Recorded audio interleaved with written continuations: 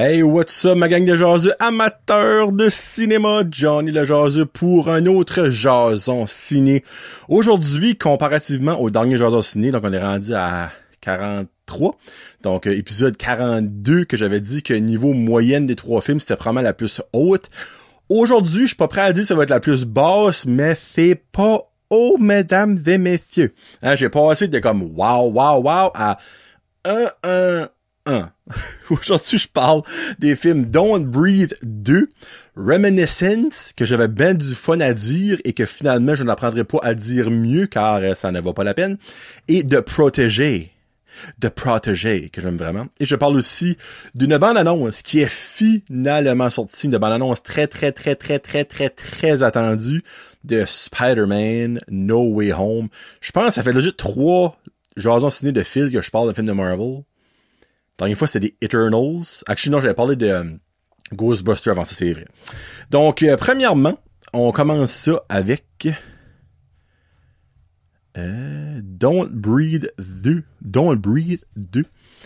Et je lui donne un 2.5 jaseux sur 5. C'est pas parce que t'as la recette gagnante d'un film dans le premier épisode, dans le premier film, que le deuxième va être bon. Et on a la preuve, c'est un moyen temps avec Don't Breathe 2.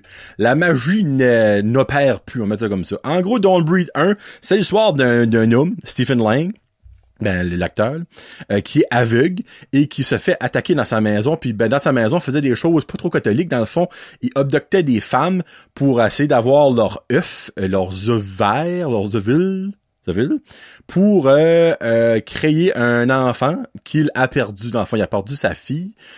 Donc, il essaie d'avoir une autre fille pour la remplacer.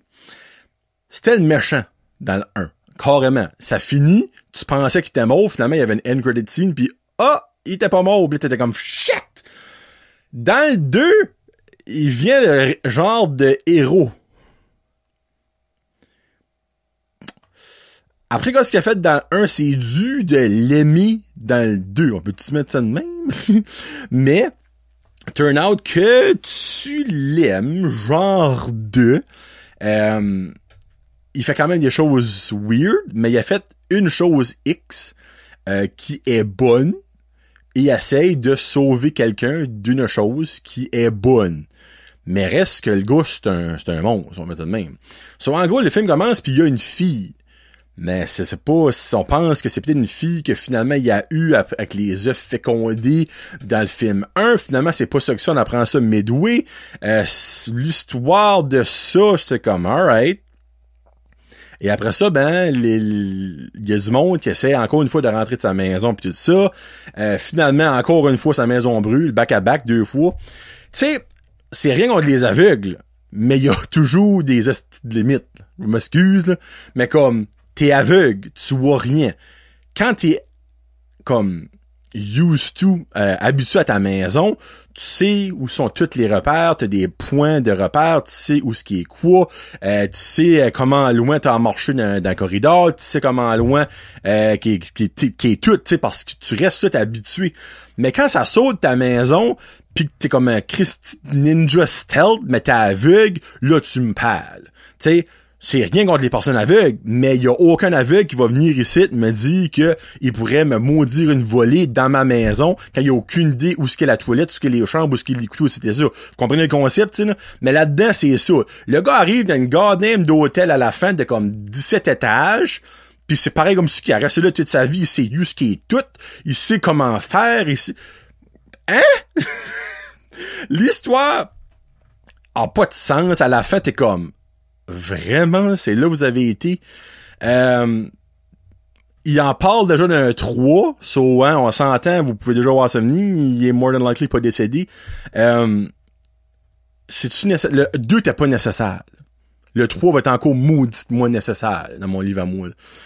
Si vous avez mis 1, comme moi, j'ai de la misère à voir, vous allez aimer le 2.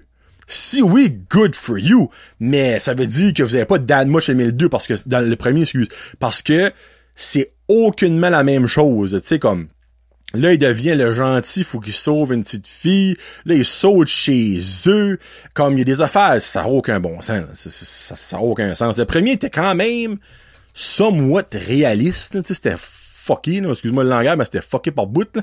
Mais tu sais, c'était réaliste, tu sais, comme il était à sa maison, il sait exactement toutes les choses qui se passent à la maison.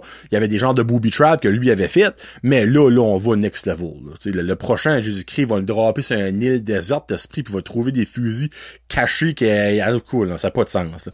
So, regarde, 2.5, je trouve ça généreux, pas de ben honnête, là. Mais c'est parce que je le comparais à mon deuxième film que je vous parle, puis lui, ça, c'était mauvais à moyen temps. So, c'est, là, j'ai dessus le poster, ouais, Reminiscence. Et encore lui, je me sens un peu généreux, parce qu'il y a quand même du bon acting. Je lui donne un 2 sur 5. Honnêtement, ça méritait un 1.5, mais il y avait des maudits bons acteurs là-dedans, et je ne comprends pas que ces acteurs-là se sont fait vendre comme, hey, ça va être un bon film, ça. On va faire un box-office, tu vas avoir du stir. Là, regarde, il y a Hugh Jackman, vous le voyez sur le poster. Hugh Jackman, right là, on start avec un Kingpin. Excusez, pardon. Oh, m'étouffé. Après ça, on a Rebecca Ferguson, qui est quand même, Christy, une bonne actrice qui a joué dans les Missions Impossibles, elle a joué dans Doctor Sleep, elle a joué dans Life, ça c'est Men in Black, c'est un des récents que je vous dis là. Après ça, on a c'est pas Tilda son nom, hein? Tendwin Newton. Je pense que c'était Tilda Newton. Anyway, elle. On a Cliff Curtis, on a Daniel Wu, on a Brett Collin, on a Anna Serafian. Tu sais, c'est quand même une maudite belle brochette d'acteurs. Mais le film a aucun rapport. Pour vous, comment je peux l'expliquer, on va rendre ça, comment il y a une expression, je vais le vulgariser. En gros, c'est dans un monde futuriste. Premièrement, ils sont à Miami ou en Floride. Tout a été floodé. Ils vivent dans l'eau. Comment ça? Comme il n'y a aucune explication de pourquoi ça, premièrement.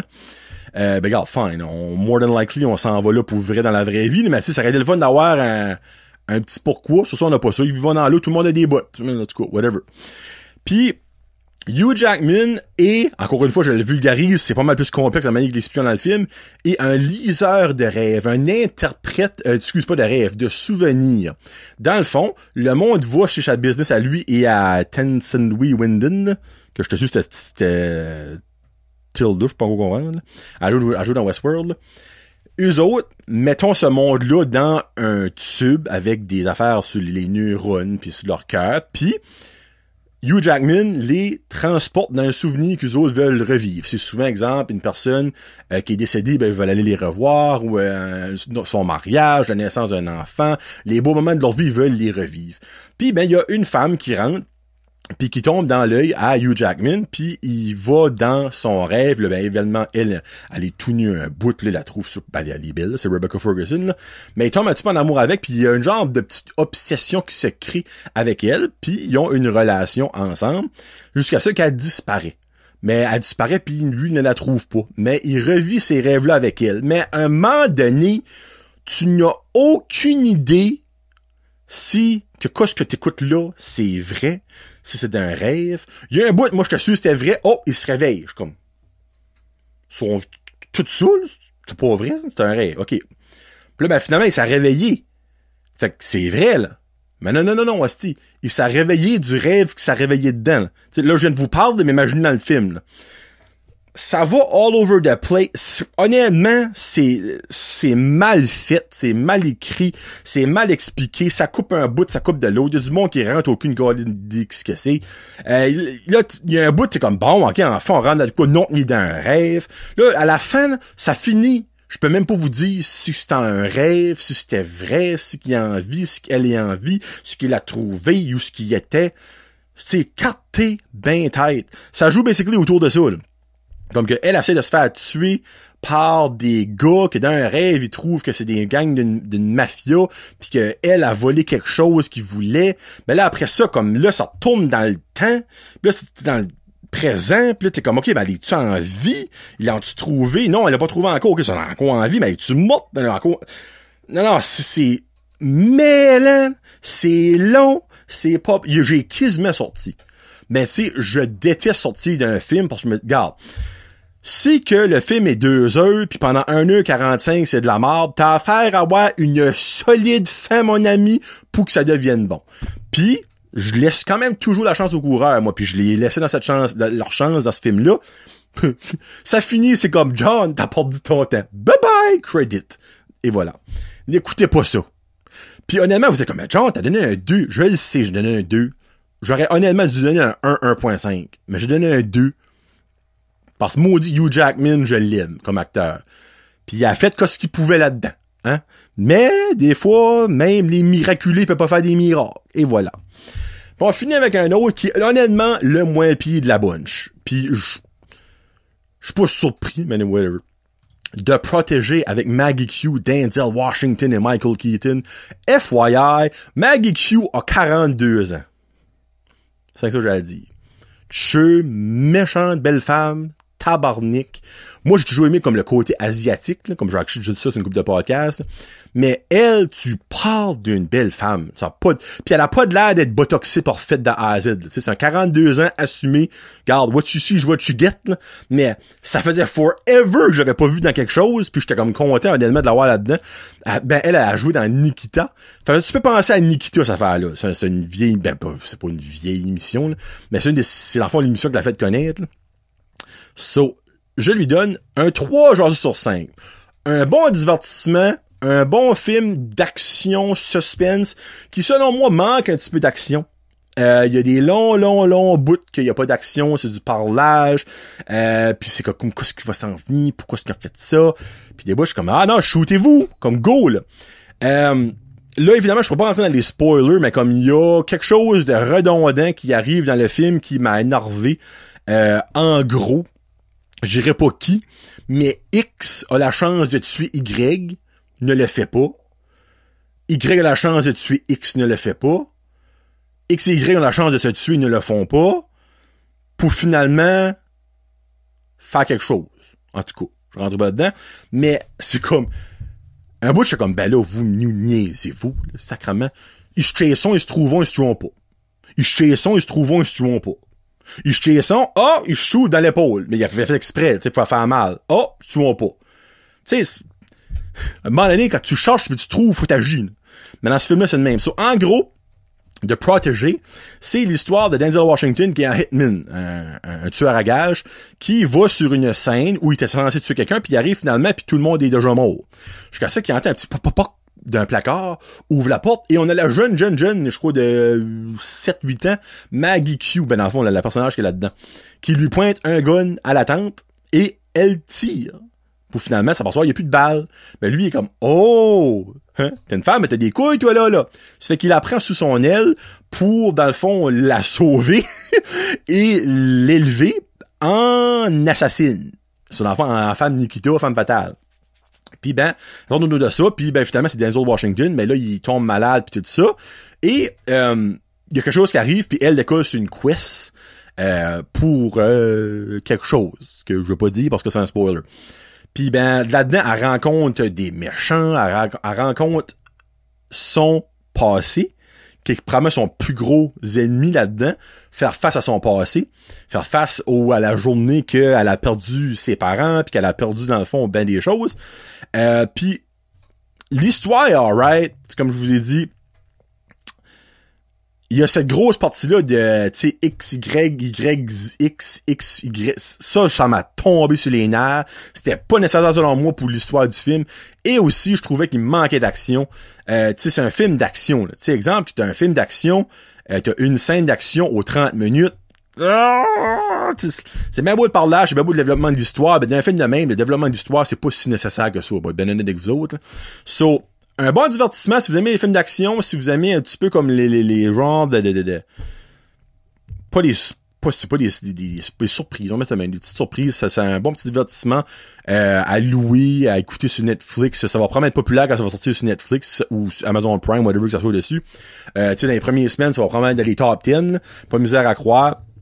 Puis, quelque chose que j'ai actually aimé, pour honnêtement, je pense la première fois de son esprit d'histoire, un film où que Denzel Washington, je dis Denzel Washington, Samuel L. Jackson, Jésus-Christ, j'ai dit Denzel Washington depuis le début, Samuel L. Jackson, je m'excuse, Je pense que j'ai dit ça, hein? Ça se peut dire, oui. Un rare film où il ne dit pas motherfucker. J'étais comme, tout le long du film, j'étais comme, il va le dire. Non, prochaine scène. Il va le dire. Non. Finalement, il l'a pas dit. En tout cas, pas que j'ai entendu. Peut-être il y a un bout de motherfucker. Je l'ai pas entendu, mais d'habitude, c'est comme motherfucker. Là, rien, pis j'étais comme, yes! That's a win for me! Et voilà pour The Protégé. J'aimerais dire ça. The Protégé. So, là, je parle là-dessus. Et tabarnak, pourquoi? J'ai pas mis ça à la bonne place. Non, minute, là. Pour le monde audio, là, j'ai mis les mauvaises affaires à la mauvaise place. Ça fait un esprit de...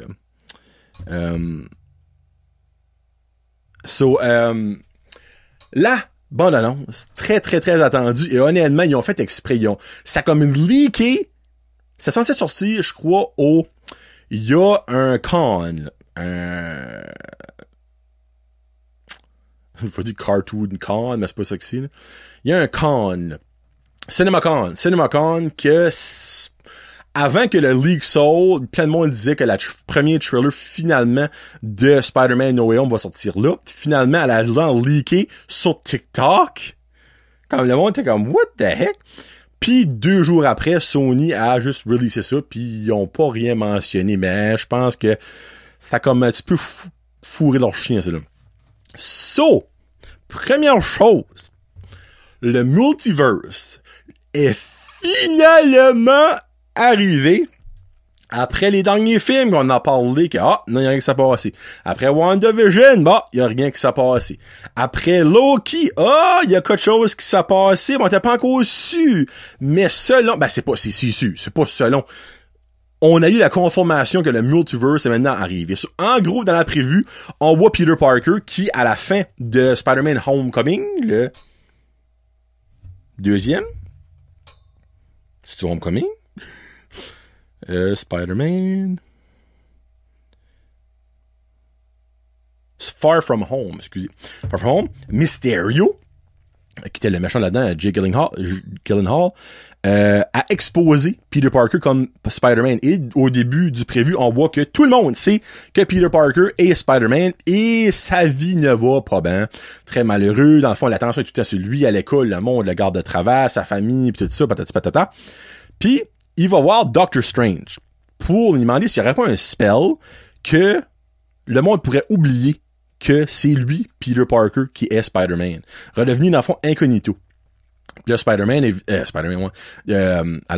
Doctor Strange, il dit, enfin, puis t'as Wong, qui est le compatriote, le Robin à Batman, mais le Wong, c'est le Robin de Doctor Strange, qui dit, don't do that spell. Something will go wrong. Puis, après ça, il s'en va dans un portal. On voit plus Wong et t'as Doctor Strange qui fait un petit wink à Peter Parker. Puis là, la prochaine scène, ils s'en vont dans la salle des sorts, ou whatever le nom. Puis, il fait le spell. En faisant le spell, Peter déconcentre Doctor Strange. Il demande genre comme, MJ va s'en souvenir de moi. Puis comme, Ant-Man va s'en souvenir de moi. Puis il est comme, God, Peter, don't mess around.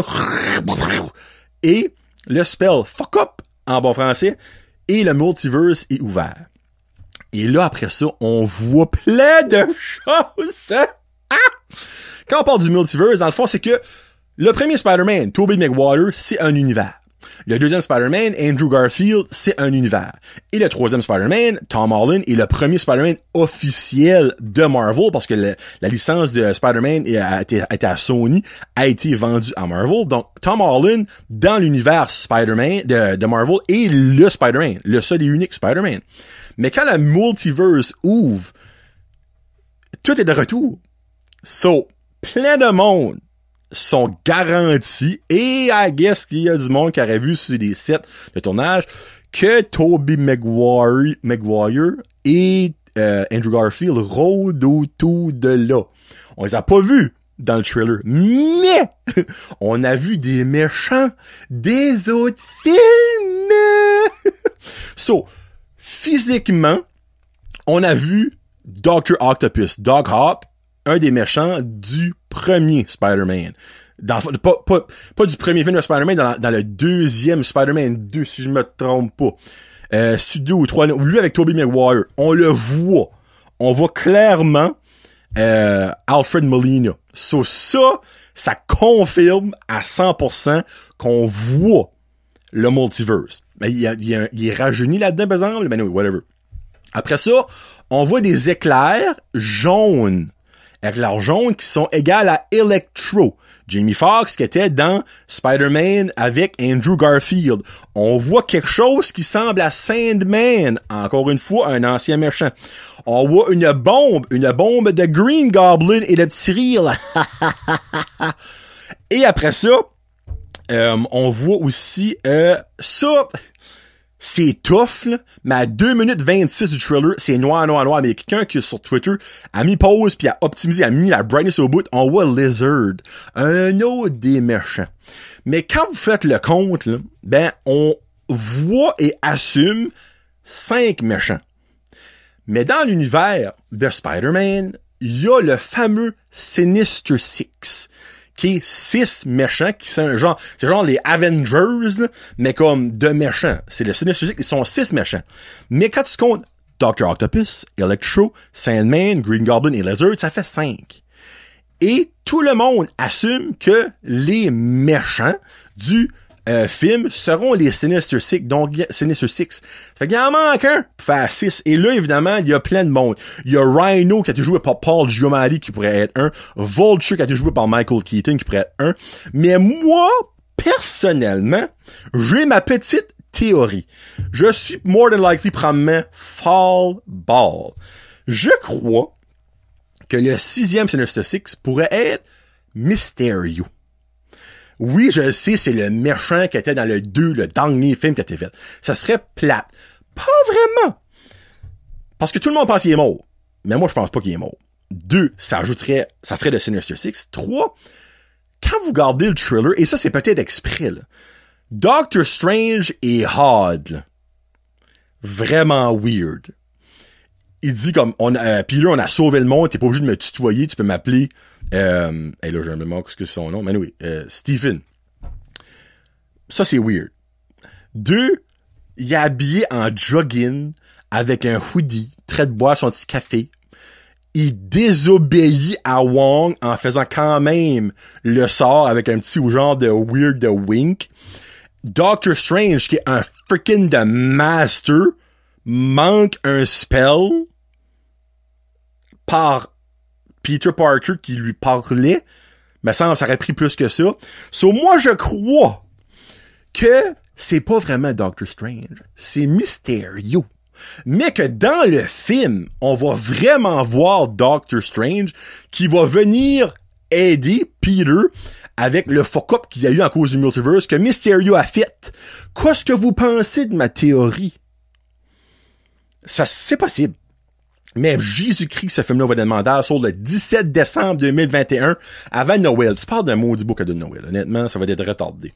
Bon, ben, c'est tout pour aujourd'hui. Hein? Je parle en masse. Le prochain genre de ciné va promettre un petit bout, parce que cette semaine, il y a rien qui sort. Il y a Candyman qui sort, je veux pas voir ça.